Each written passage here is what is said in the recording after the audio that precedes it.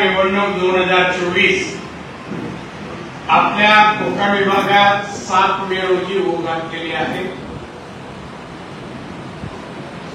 भारतीय जनता पक्ष, शिवसेना, शिंदे गट, अजित पवार राष्ट्रवादी ही महाआघाडी तर्फे मला उमेदवारी मिळालेली आहे आणि त्याच्या प्रचारार्थ म्हणून आज आपली इंचुलीमध्ये सभा आयोजित केलेली आहे. या सभेला माझ्यासोबत उपस्थित असलेले सन्माननीय दीपकजी केसरकर, शालेय शिक्षण मंत्री, सन्माननीय राजेंद्रजी केली, सन्माननीय संजू परब, सन्माननीय अशोक दळवी, सन्माननीय सुरेश गवळसी, सो रुपाली शिरसाट, श्री भवन राणे, भवन के नारायण नाव आहे, श्री त्या वाट्यात नको उमेदवार आहेत, श्री उदय भोसले, सन्माननीय श्री पूर्णनाथ पेडणेकर, सोमांशी धुरी, सन्माननीय महेश धुरी, बांद्रा मंडळ, मंचकावर असलेले अन्य मान्यवर, माझ्या समोर बसलेले या विभागातील सर्व वडीलधारी मंडळी, पत्रकार मित्र आणि बंधू भगिनीनो आणि तरुण मित्र, मी शेवटचा वक्ता या मीटिंगचा. माझ्या अगोदर सन्माननीय राजन केरी पासून 3-4 जणांची भाषण झालेली आहे. त्यांची भाषण तुम्ही सर्वांनी ऐकल्यानंतर असं लक्षात येईल त्या राणेसाठी एकही विषय शिल्लक ठेवलेला नाही. तरी पण आपण मला का मत द्यावी हे सांगणं माझं काम. बांधव इथे सूत्रसंचलन करताना साहेब म्हणाले किंवा पहिल्या वक्ताने सांगितलं की आम्ही आमच्या पेटेकर साहेबांची 50% मत देईल देते काय 50%? आम्हाला मान्य नाही. 80% खाली इन्शुरन्स मधून 6500 समथिंग मत आहेत या विभागात, बरोबर. आम्हाला 5500 पाहिजे. बाकी थोडी थोडी अन्य पक्षांना द्यायची तर जरूर देत आहे, उमेदवार आहेत, पण आम्हाला 5000 आणि 5000 मते मिळावी त्यासाठी तिन्ही पक्षाच्या कार्यकर्त्यांनी, मान्यवरांनी, तरुणांनी जनतेपर्यंत जायला नारायण सांगितलं. आज देशाचे पंतप्रधान माननीय नरेंद्रजी मोदी साहेब आहेत. गेली 10 वर्ष ते पंतप्रधान आहेत. 10 वर्ष. 2014 साली ते पहिल्यांदा पंतप्रधान झाले आणि सलग 10 वर्ष ते पंतप्रधान आहेत. ही तिसरी वेळ आहे त्यांची हॅट्रिक पूर्ण करण्याची. ही कोणासाठी? मोदींसाठी हॅट्रिक. त्यांना समाधान, आनंद मिळावा नाही वाटत. या 10 वर्षात माननीय मोदी साहेबांनी भारत देशाला कुठे नेऊन ठेवलं. एक वेळा भारत म्हणजे गरिबांचा देश मानला जायचा. गरिबांचा देश, बेकारांचा देश असं मानलं जात. पण मोदी साहेबांनी या 10 वर्षात जगाच्या अर्थव्यवस्थेमध्ये भारताला आज 5व्या क्रमांकावर आणून ठेवलं. 5व्या क्रमांकावर. जगाच्या America, China, Japan, Germany, Bharat 5व्या क्रमांकावर. मोदींनी आता सांगितलंय की 2030 साली माझा भारत, आपला भारत जगाच्या अर्थव्यवस्थेमध्ये अमेरिका, चीन आणि तिसरा भारत असेल. आपण जपान, जर्मनीला ओव्हरटेक करून वर चाललोय. मोदींनी काय दिलं नाही हो. जरा हे सांगणार आहे मी. बाकी राजकारण जाऊ दे. ते पत्रकारांसाठी ठराविक नाव ते घेतात, छापतात, निवडला लोकांना रस सत्ता होती काय केलं नाही. मंत्रालयात गेले आणि त्या कोकणाला काय केलं नाही. कशात नाव घेत मोदी साहेबांनी कोरोना आपल्या देशात नाही, जगात अनेक देशात आला, मोठ्या संख्येने लोक जगावली. अमेरिकेत गेली, लाखो, ब्रिटनमध्ये गेली, चायनामध्ये तर फार गेली, भारतातही गेली.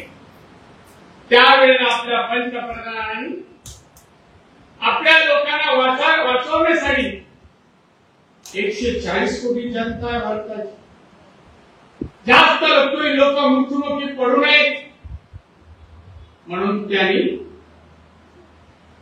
औषधं बनवायला लागणारी औषधं पुण्याच्या एका मोठ्या उद्योजकाला सांगितलं.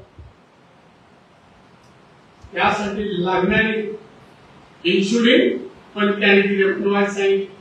जगाला पण पुरवठा त्यांनी केला. 220 कोटी लोकांना त्यांनी हे इन्शुलिन पुरवठा केला. आपल्या देशातील लोकांना वाचवलं. भारतात निर्माण करून बाहेरून औषधं आणून नाही, ही औषधं इथे बनवली, इन्शुलिन बनवली, इंजेक्शन, आणि लोकांना वाचवलं. एका बाजूला कोरोनामध्ये मोदी जनतेला वाचवत होतं. महाराष्ट्रात मुख्यमंत्री होते उद्धवजी ठाकरे. उद्धवजी त्यांनी वाचवण्यासाठी काय केलं सांगावं. हे केलं मात्र मी पाहत होतो टीव्हीवर यायचे, हात सोडा, असे सोडा, असे सोडा, ही जाहिरात कुठे केली. हात कसे धुवायचे ते दाखवलं, कुठल्या वेळेला ते सांगितलं नाही. बांधवांना मोदी औषधाला पैसे महाराष्ट्रात कसे राज्याला द्यायचे, या माणसाने औषध आलेले पैसे टेंडर मध्ये 15% कमिशन खाल्लं. 15% औषधामध्ये पैसे खाणारा मुख्यमंत्री 2.5 वर्षामध्ये 2 दिवस मंत्रालयात गेला. 2 दिवस. हे अतिशयोक्ती. मी तुम्हाला तसं पद नसतं तर मी मंत्रालयात जात नाही, विधिमंडळात जात नाही, मला पण पाहिलं नसतं. हा पद असतं तर रेग्युलर माझी ऍबसेंट कधी नसते.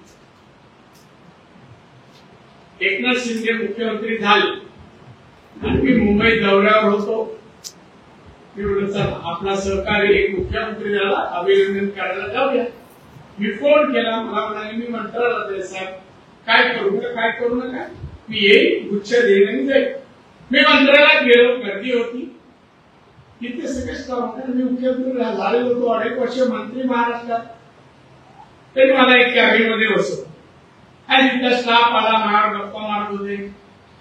मला तर आज साहेब कसा फ्लोर वाटतोय. म्हणजे का हो तिथला स्टाफ म्हणे साहेब 2 वर्षातून 2.5 वर्षात 2दा आले मागचे मुख्यमंत्री. ओसाड असायचा फ्लोर 6वा. बघा उभे राहतो, त्यांचा उमेदवार उभा आहे, मला नाव नाही घ्यायचं. मी त्याचं कामाची यादी आता मी अर्धा 1 तासात पूर्ण करू शकतो. 34 वर्ष मी कोकणात आहे. बांधवांना मी भावनिक दृष्टिकोनातून कोकणाकडे कुणी माणसाकडे पाहतो, राजकारणी म्हणून पाहत नाही. मी मुंबईत असताना मुंबई महानगरपालिकेत नगरसेवक झालो. बीएसटी ज्या केरळ एवढ्या राज्याचा बजेट आहे बीएसटी, तिथे मी चेअरमन झालो. आणि त्यानंतर मला 90च्या बाळासाहेब ठाकरेंनी पाठवले, जा या राजकीयांची मेहरबानी. त्यांनी जाऊन शिष्टमंडळ नेलं की आम्हाला नारायण उमेदवार पाहिजे. माझी तशी खास ओळख नव्हतं. मे महिन्यापुरतं मी यायचो गावी, पण मी आलो, साहेबांनी सांगितलं. आणि तेव्हाच आम्ही कोकण पाहिलं, पाण्याची परिस्थिती काय होती. आमच्या आया भगिनी कळशी पाण्याला 5-5 किलोमीटर जावं लागतो आंबोलीला वगैरे. रस्त्याचं दुर्दशा, रस्ते नाहीत. त्या मसुऱ्याला तर पावसात शाळा 3 महिने बंद असायची. पावसाला पडला पलीकडे नाही, पलीकडे शाळा. आणि गाव रस्ते नाही, पाणी नाही, वीज नाही, शाळा असते तर वर्ग नाही, वर्ग असते तर शिक्षक नाही. ही तेव्हाची परिस्थिती. 442 तेव्हा शिक्षक कमी होते. मी आल्यानंतर बोलत बसलो नाही, कोणा टीका करत बसलो नाही. मनोज जोशी आमचे मुख्यमंत्री होते. आम्ही सर म्हणायचो. एक दिवशी गेलो, म्हणाले बस. मला बसायचं नाही, मला तुमच्या जवळ यायचं. अरे काय? मी काय नाहीये. एक तुमच्या हिरव्या पेनाची सही, त्याच्याकडे 3 पेन असायची. रेड म्हणजे कधीच काम नाही. दुसरं पेन होतं पिंक सारखं, पेंडिंग घ्यावं. आणि तिसरं हे काम व्हावं. मी दिलं सर प्लीज इथे सही करा. काय मी शिक्षक भरतीसाठी स्पेशल केस करून पाहिजे मला. अरे पण कोर्टात जातील ना. मी कोर्टात कोण जात नाही, तुम्ही सही करा, मी बाकीचं पाहू. बघा 400 या महाराष्ट्राचा इतिहासात शिक्षण मंत्री आहे 442 शिक्षक.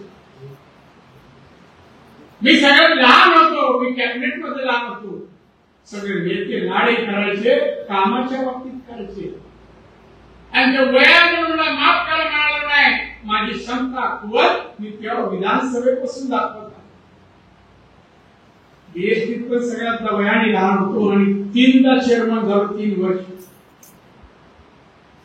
कॅबिनेट मंत्री. माझं काय नाही केलंय जिल्ह्यात. धरणं बघा, धरणं अगदी देवगड पासून, कणकवली पासून, होलसरी,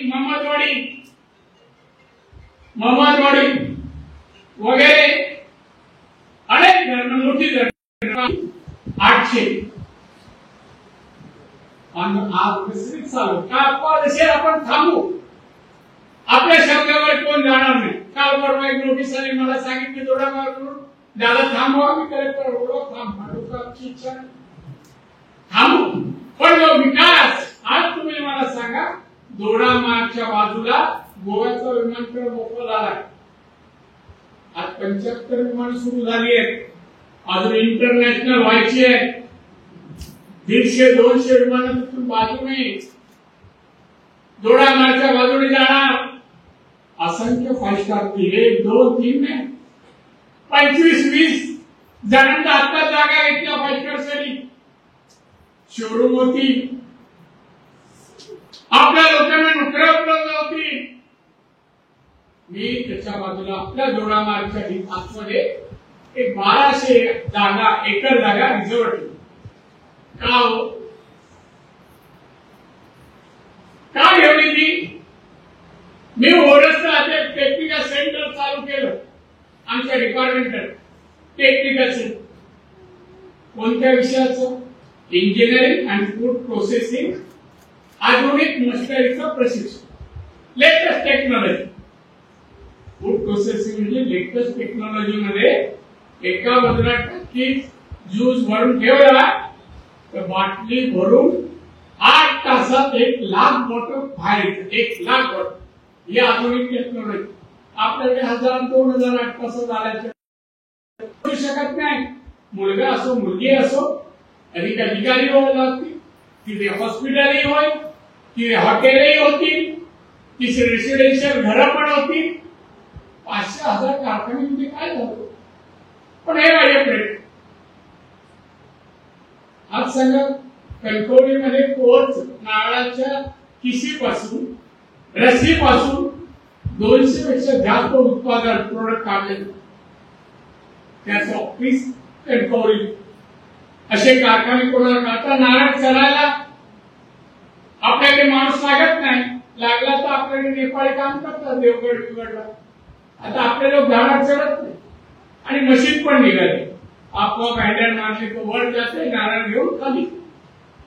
नारळ वरचं शाळाचं वरचं हे ते काढण्यासाठी पण मशीन. नारळ तोडायला पण मशीन. नारळाचं रस बनवणारी पण मशीन. सगळं आठवून.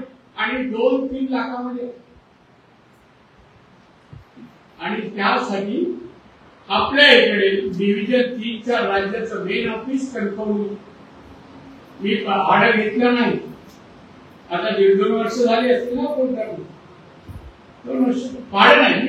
एवढे प्रकल्प त्या भाषणाने जो आता आहे ना निवडणुकीत माझ्या विरुद्ध भाषण केलं. नारायण राणे पहिले लाभार्थी आहेत. 1.5 लाख भाड्याने जागा दिली. पण जागा तुझी नाही, जागा माझी आहे. मी फुकट द्यावी विकत द्यावा माझा रुकावट आहे, तुझं काय काय टिकाव. दुसरा नारायण राणे आजारी असतो, सिंधुदुर्ग वासियांना सांगावं गेल्या 34 वर्षात कोणता दिवस कोण एक महिना की मी आलो नाही, कधी आजारी पडलो कोणाला विकलं नाही. आता नाही चालते काम करू शकणार नाही म्हणे लोकसभेत कसे जाऊ शकतो का चिंता करतो. सरकारी विमान आहे काय आता आमच्या यांनी सांगितलं मोदींनी दुप्पट विमानतळ केले. 14 साली 75 फक्त विमानतळ होते देशात 75, आता 150 पेक्षा जास्त आहे 150. हे मोदींचं काम आहे. मोदी बांधव किती प्रकारचे टीसी झाला पोर झाला अगरबत्ती बनवण्याचा उद्योग आपण महिलांसाठी सुरू केला. मधाच्या पेट्या जिथे जंगली भाग आहे त्या मधाच्या पेट्या ज्या आर्थिक मागासले त्यांना द्यायला जवळपास 350-400 पेट्या दिल्या. मोदींनी केले जे वेगवेगळ्या 54 योजना दिल्या. प्रत्येक मतदारसंघात विधानसभेच्या 60-70 हजार लाभार्थी आहेत. याच्या अगोदर पंतप्रधानांनी काय दिलं, कोणी काय दिलं. हो मुख्यमंत्री होता एकदा या शिवसेनेत काय दिलं. आमच्या कोकणाला आम्हाला जाऊ द्या कोकणाला काय दिलं, एखादा रस्ता एखादा ब्रिज. हो मी मुख्यमंत्री होतो एकाच वेळेला 28 ब्रिज मी ब्रिजला पैसे सँक्शन करायचे. माझे उपमुख्यमंत्री होते आमचे मुंडे सर, त्यांच्याकडे पीडब्ल्यूडी माझ्याजवळ आले राणे सर, हो तुमच्या एकाच विभागामध्ये जिल्ह्यात काही ब्रिज तुम्हाला पाहिजे का ब्रिज तर मला सांगा. माझ्या ब्रिजवर चर्चा करू नका, गोळे काम चालू करा. आपण जास्त चर्चा करत नाही, एकदा बोललं ते करून घेणार. कावेरी जिल्ह्यात विमानतळ, चौपदरी रस्ता कसं वाटतं गेलं जसं अमेरिकेच्या रस्त्यावर जातो असे रस्ते तिकडे. रस्ते देत नव्हते, नॉर्थ मध्ये एवढे बसत नाही. मी चव्हाण नावाचे सेंट्रलचे मिनिस्टर होते तेव्हा मी गेलो त्यांना भेटलो. गोवा मुंबई जोडणारा प्रमुख रस्ता आहे. गोव्याला टुरिझम आहे, सिंधुदुर्ग पण टुरिझम आम्ही बनवलाय. प्लीज जरा चौपदरीकरण नाव सुद्धा बसवा. त्यांनी बसवला, सुरू झाला भुजबळ. महाराष्ट्राची पीडब्ल्यूडी म्हणतो हा रस्ता झाला. पाटबंधारे तुम्हाला सांगितलं सगळे जेव्हा पूर्ण होतील प्रकल्प त्या महाराष्ट्राच्या सरासरी बरोबर आपला जिल्हा पाण्यामध्ये असेल. टँकर नाही लागत आपल्याकडे, पूर्वी टँकर असायचा. टँकर मुक्त महाराष्ट्र एक काय जिल्हा आहे कोणता, सिंधुदुर्ग. हे तुम्हाला माहित असावं सांगतोय, मी कधी सांगायला आलो नाही. हे करतोय ते मी सुरुवातीला म्हणालो. मी सिंधुदुर्ग एक भावनिक सिंधुदुर्ग आणि लोक भावनिक दृष्टिकोन पाहतो. कारण आहे मानतो. माझा जन्म कणकवली वडवडे गावाचा. मी 6 वर्षापर्यंत गावी होतो, नंतर वडिलांनी मुंबईत नेलं शिक्षणासाठी. मे महिन्यात तेव्हा तरी यायचो 10-12 दिवस. पण इथल्या गाव इथली लोक मला खात नाही. आज मी कुठे दिल्लीला असो महाराष्ट्रात असो कुठल्याच पदावर असो चिठ्ठी आली हे अमुक अमुक इन्शुरन्सचा सांगतोय पहिलं प्राधान्याने येऊ काय. त्यासाठी माझं वैद्यक सेपरेट आहे साहेब, तुम्ही पण ठेवा सेपरेट होईल. विचार गवळीला तिथे गवळीत पाहिजे ते होत. सिंधुदुर्गातले लोक आले त्याच्याकडे जायचं, काम सांगायचं आणि तो मला ब्रिफिंग करेल. या कामाचे लोक आले आणि ते कामाला सांगितलं. आजपासून मी आलो त्यावेळेला आपलं उत्पन्न दरवेळी उत्पन्न काय होतं 35,000. 95 मध्ये संपतोय तेव्हा निवडणूक होती. 35,000 आज विचारा 2,40,000 आपलं पर कॅपिटल इन्कम झाला दरवेळी. हे थांबणं नाही, मी सांगितलंय. पुढच्या वर्षी म्हणजे अजून 1 ते 1.5 वर्षात आपलं पर कॅपिटल इन्कम 3.5 लाख व्हायला पाहिजे आणि त्यासाठी मेहनत करायची. तुमच्यासाठी चांगलं वाक्य तरी 17 काळा पडल्यावर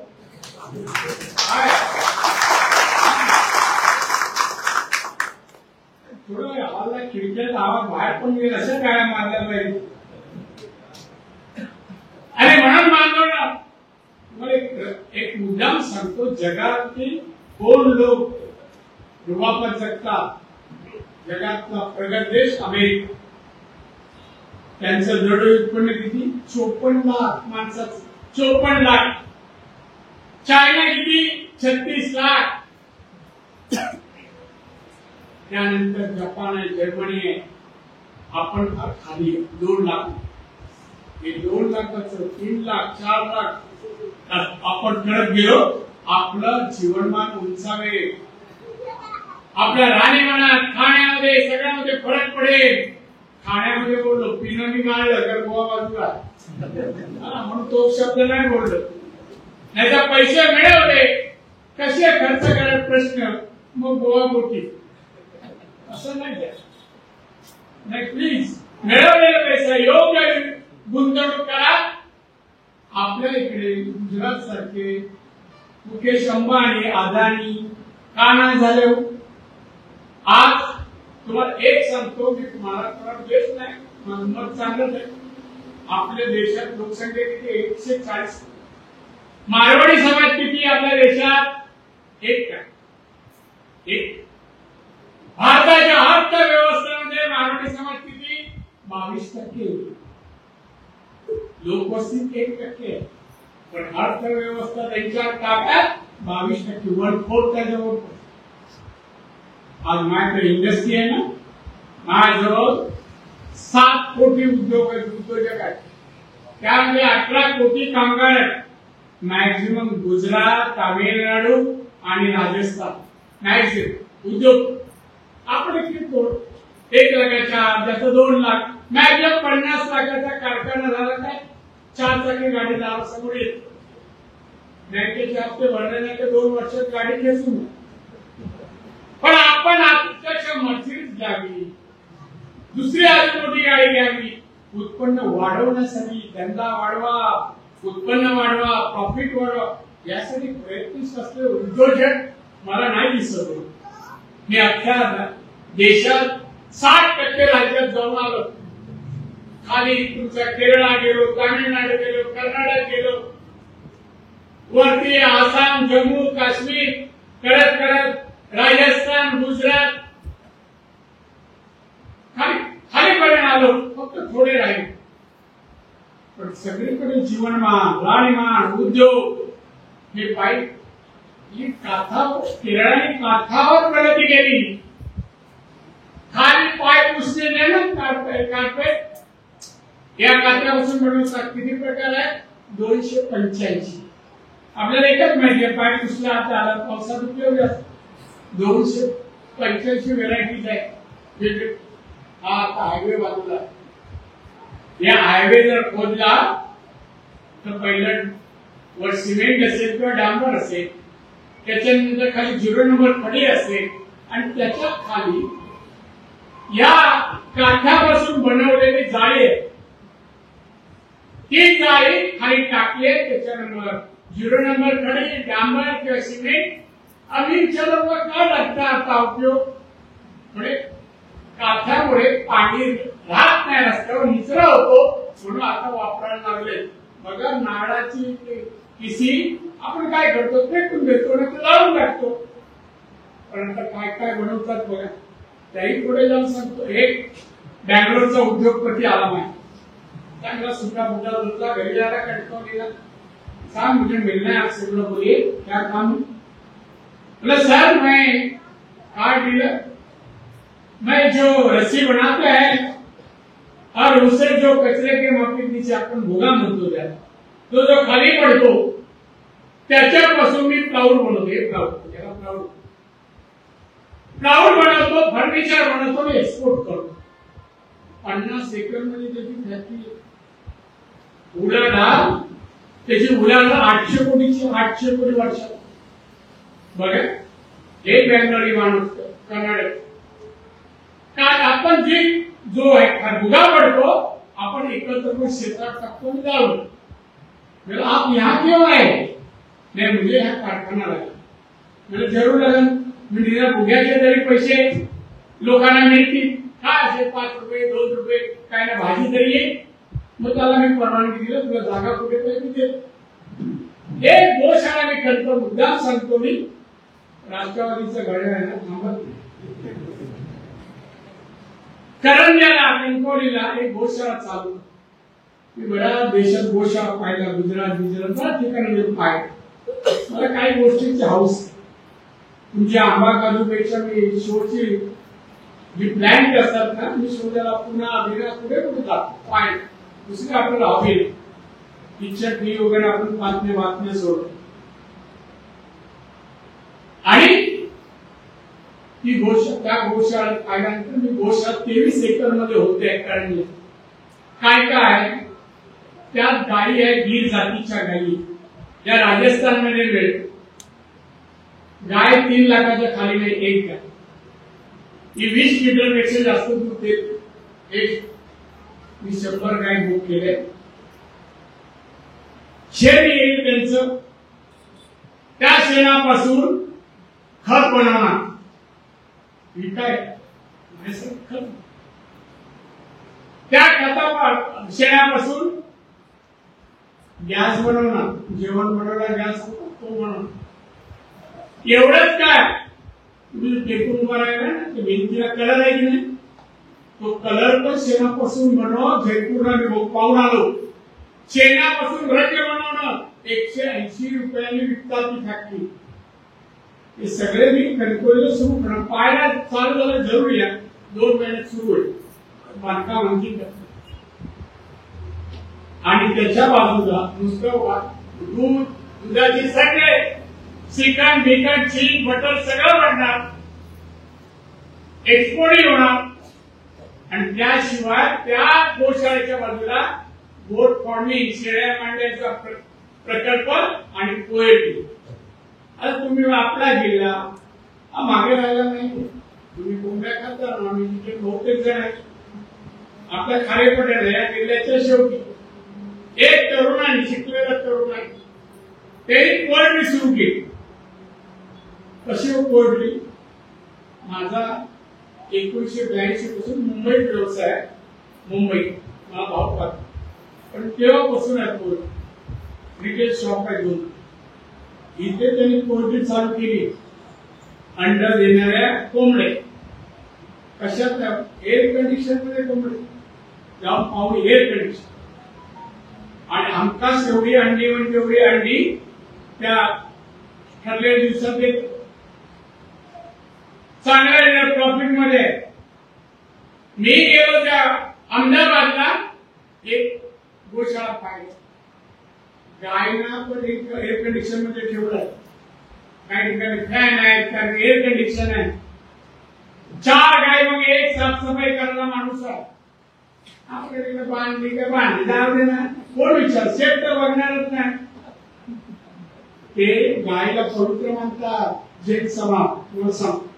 प्रत्येक जैन समाजाच्या आवारात, कोट्यात 1, 2, 4, 5, 25 काही श्रीमंत जे जैन मोठे उद्योजक आहेत, त्यांच्या गोशाळा आहेत.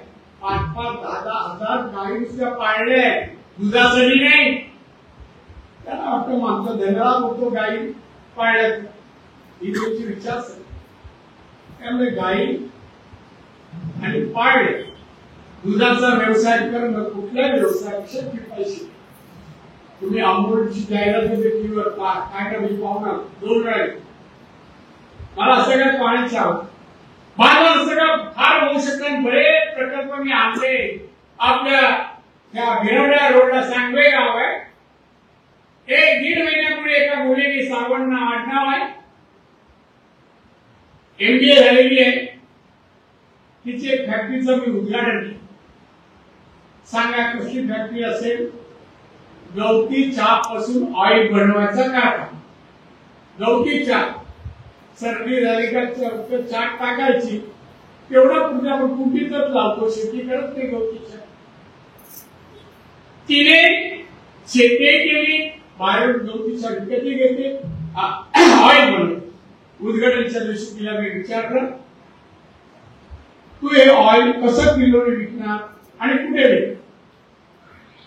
दादा माझे कस्टमर ठरलेले आहेत, देशातले आहेत. त्यांनी मला 1 किलोला 7,000 रुपये द्यायचा आमची अग्रीमेंट झाली. किलोला 7,000. कुठल्या पिकात मिळतात सांगा मला? भाताचा, गहू कुठला?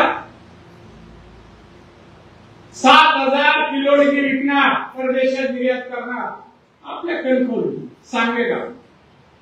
अशा अनेक नवीन तरुण पिढी आहे ना, व्यवसाय मोठ्या प्रमाणात मोठ्या नोकरी काय हो आपल्याकडे शिकलं काय, आपल्या आई वडील सांगितलं नोकरी लागली सुटेल, मग काय 12वी झाला 10-15 हजार, मुंबई कुठे पुढे जा पुढे झोपा, काय आपलं चॉईस नसतो. कोकणी म्हणजे चॉईस, कसं तरी जगायचं जबाबदारी चॉईस होतो. मी असा जगेल, रुबाबात जगेल, माझं उत्पन्न एवढं असेल, माझ्या कुटुंबाचं देखभालीला मला 50-60 हजार रुपये लागतात, ते मिळवी. आणि त्यासाठी मेहनत परिश्रम आणि बुद्धीची जोड देईल असा निर्धार करणारी मुलं आणि माणसं जिथे आहेत तिथे विकास. फ्रान्सच्या जवळ एक छोटा देश फ्रान्स, तुम्ही जे याचं बोलताय म्हणून कुठल्या देशाचं बोलतो? जर्मनी. त्या देशात फार छोटा आहे, 15 लाख लोकसंख्या, पर कॅपिटा इन्कम किती हो? 1.5 कोटी. एका माणसाचं हे करतात ते. अशा अनेक उद्योग मी समोर आणणे सुरू करतोय आणि हे पण 500 कारखाने येतील, ते पण मेडिकल इक्विपमेंट बनवणारे, हॉस्पिटलला लागणारे साधन जे इंडियात बनवणारे कारखाने अजून नाही. एक विशाखापट्टणम शर्मा नावाच्या माणसाने आता सुरू केलं, तो पहिला कारखाना आहे. आणि त्याचा पाऊण आल्यानंतर मी ठरवलं असे 500-600 कारखाने इथे आणायचे. आणि फूड प्रोसेसिंग, आंबा, काजू, नारळ, सुपारी, फणस, करवंद, किती फळ आहेत. पाऊस पडला की सगळे जातात. आता सुरू झाला पाऊस बाजारामध्ये. त्याने मला एक अमेरिकन कंपनीला त्याचा एजंट आला मला माझ्याजवळ, मला साहेब आम्हाला गळ्यातली बी आहे ना, ती बी पाहिजे. बी आपण गळा घालतो आणि फेकून देतो, कुठे सांभाळतो तो. काही लोक सांभाळतात गरीब लोक, पावसाळा ऑगस्ट सप्टेंबर मध्ये भाजी कोण काय भाज्या मिळत नाही का, गऱ्याची भाजी बनव, पण ससा वापर होतो. आज क्या म्हणाले, कशासाठी तुला बाई? तो म्हणाला गऱ्याची पावडर काढायची आहे आणि ती पावडर अमेरिकेला विकायची. अमेरिकेत शोध लागलाय की गऱ्याच्या पावडर पासून डायबिटीस बरा होतो. बरोबर. चिंचेची पण पावडर परदेशात झाला की आपल्या चिंचेच्या आतमध्ये वर काळी बी आणि आतमध्ये सफेद असतं, त्याची कोकमाची पण बी तर जाते त्या जर्मनीला. अनेक व्यवसाय आहे, अनेक. माझा स्वतः मी फिश एक्सपोर्ट युरोप मध्ये करतो. आता नाही बरेच वर्ष, 20-25 वर्ष. मासे आपण कुठे आपल्या मध्ये चवीने खातात, फ्रान्स, जपान, जर्मनी आणि चायना. उद्योजक हे सांगतो निवडणुकीत तुम्ही ठरवा, या माणसाने एक तरी कुठलं काम 10 वर्षात केलं जाईल दाखवावं आणि मग ते मागवा. फक्त एकच काम करतो, नारायण राणेवर टीक. काय बेस्टेस्ट टीका? उद्धव ठाकरे दिल्लीला जातात, लाल मैदानावर विरोधी पक्षाचा लीडर मोदींनी घोषणा दिली, आपके बाद 405. बोलते 405 बोलते, 405 काही 400च्या पेक्षा जास्त, 405 400. याने गोष्ट तयार केली, आपके बाद मोदी करीब 5. अरे ते पंतप्रधान बाबा, त्याचे 303 मग आमचे बीजेपीचे खासदार आहेत, तुझे किती 5 आहेत का? 5च आहेत. आणि या निवडणुकीनंतर 0. तू मोदीला तरी पार करायला निघाला. अरे मोदीने आज ठरवलं ना, तू उद्या तुला पटून देतील. खरं नाही तुला त्या उशिरामध्ये कमिशन खाला ना, इन्क्वायरी चालू आहे.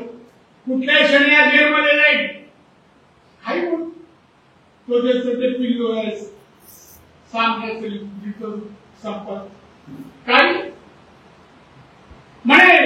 शरद पवारांनी जर उद्धव ठाकरे पीएम होणार असतील तर मान्यता द्यावी.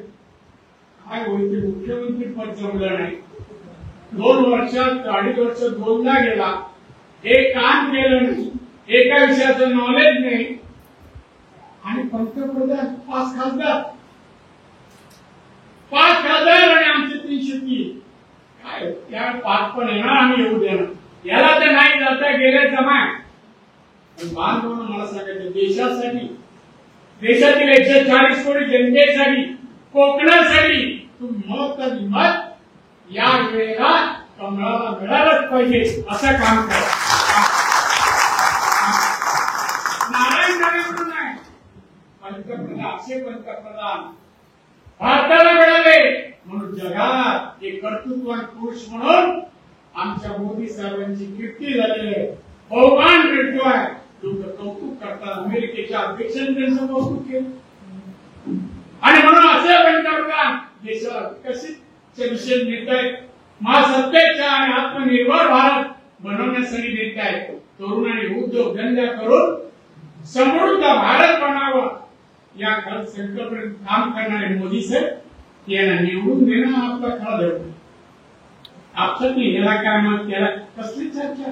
10 वर्षात त्यांनी कर्तृत्व आणि देशाची प्रगती समोर ठेवली.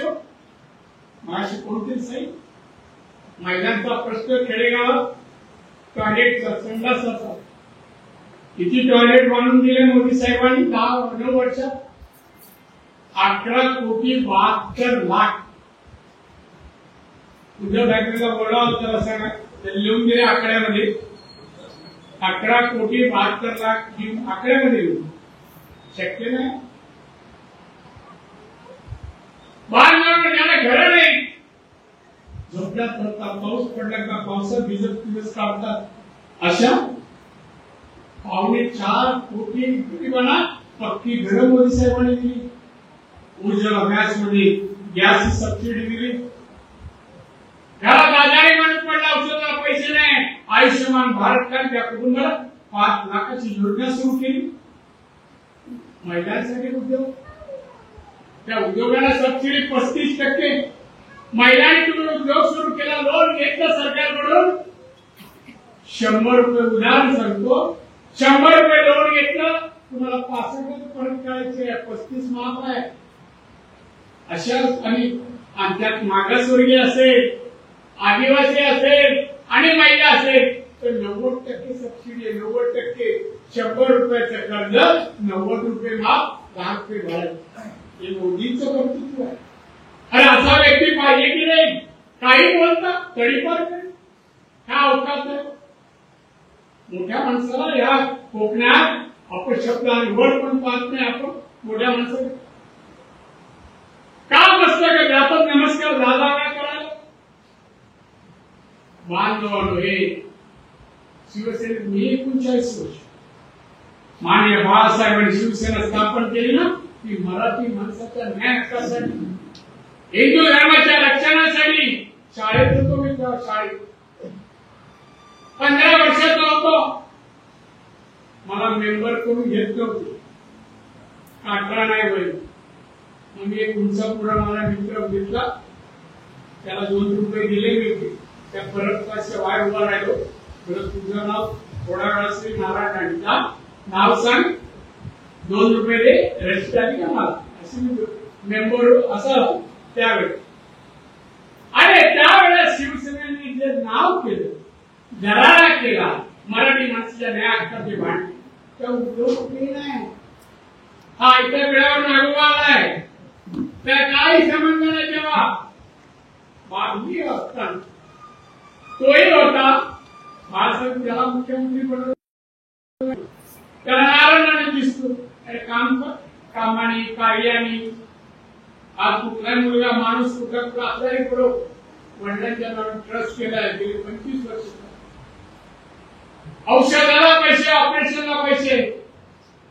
कोण मुलगा मुली असेल, शिक्षणाला फी भरत नसेल, फीला पैसे नसतील, परदेशात जायचं असेल तरी टाकू शकणारी संस्था गेली 25 वर्ष लोकांना मदत करते. हिंदू वगैरे त्या मुसलमान त्या मुलाला आणणार, बॉम्ब ब्लास्ट झाला गेट ऑफ इंडिया, मी मंत्री होतो तेव्हा महाराष्ट्रात मी जे हॉस्पिटलला गेलो, जखमी लोकांना पाया बॉम्ब गेलो आणि त्यानंतर परत येत होतो लिफ्टच्या दिशेने. त्या लिफ्टच्या दिशेने येत असताना एक मुलगा 14-15 वर्षाचा बोंब मारत होता. देखो देखो मेरा हाथ काट दिया, देखो मेरा हाथ काट दिया, मैं दवा लेने को आया. तुम्ही गेलो जाऊन काय लिफ्ट चला लिफ्टच्या बाजूला उभा होता माणूस होता. तो अंकल मैं यूपी में रहने वाला हूँ, मेरे अंकल ने मेरे को पढ़ाई करने के लिए मुंबई लाया. मेरे को छोटे छोटे मेरे भाई बहन हैं 4. मैं यहाँ आकर मेरे को स्कूल में डाला. मुझे दर्द होने लगा. अंकल ने मेरे को हॉस्पिटल छोड़ा, जहाँ दर्द और दवा लेके घर पे आ. बोला हाँ ठीक, में आते रहा दवा खाता हूँ, कुछ अच्छा नहीं हुआ. आखिर में डॉक्टर ने इंजेक्शन दिया, अभी मेरा हाथ निकाल. 15 वर्षाचा होगा. मग मी तिथे उभा राहिलो आणि डीनला बोलवलं होतं. काय केलं तुम्ही? तो काय आर्ग्युमेंट डॉक्टरने केलं नाही. डीनने बोला I am very sorry sir, ही आमची चूक आहे. त्याचं वय 15 आहे, त्याचं आयुष्य तर काय. तुम्ही सांगा त्याला असं करा, त्याला तुमच्या कार्यालयात नाही, त्याला एक सर्टिफिकेट द्या की तो 18चा जेव्हा होईल तेव्हा याचं शिक्षण जे असेल त्याप्रमाणे त्याला ह्याच हॉस्पिटलमध्ये जॉब द्यायचा. तुम्ही लेखी द्या. अलमगीर नाव आहे त्याचं. अलमगीर 2 दिवसांनी घरी आलो. सब घर में रहने के लिए, मेरे को रहने के लिए जगह नहीं. चाचा बोला तेरा तू दे. आता ह्याला वाटलं नाही 15 वर्ष. त्याला कोण कुठे ठेवलं असेल. माझ्या सरकारी बंगल्यामध्ये त्याला ठेवलं. त्याला त्याच्या भावंडांसाठी 3000 महिना मी द्यायचो. तो 18 झाला. आता मुंबईचे आयुक्त भूषण गगराणी आहे तेव्हा ते हेडला होते. त्यांना फोन केला. एकेकाने आपल्याकडे कलेक्टर होते गगराणी. म्हणजे चांगले फोन केला, साहेब असं आहे, सरकारच्या चुकीमुळे त्याचा हात गेलाय, त्याला जॉब द्या. त्यांनी त्याला लिफ्ट मिळतं जॉब. तो पूर्ण घरी बसून लिफ्टची नोकरी मिळाली. बटन दाबत बसला नाही. आपल्याकडे तेवढ्यावरच थांबली असते बटन दाबत. तो शिक्षण घेत राहिला आणि ग्रॅज्युएट झाला. क्लिनिकल मध्ये त्याला जॉब मिळाला. तो दर ईदला माझ्याकडे येते. 5000 रुपये त्याला ईदला दिले. एक गोडस पोरगा एवढासा पण हुशार. आता 2 महिन्यापूर्वी माझ्याजवळ आला अंकल आणि खाली बघून रडाला. क्या हो गया तेरा, क्या नहीं कुछ नहीं होगा अंकल. मैं माड़ा के लिए अर्जी किया था लॉटरी में. घर मिळतात ना ती लॉटरी मध्ये त्याने अर्ज केला.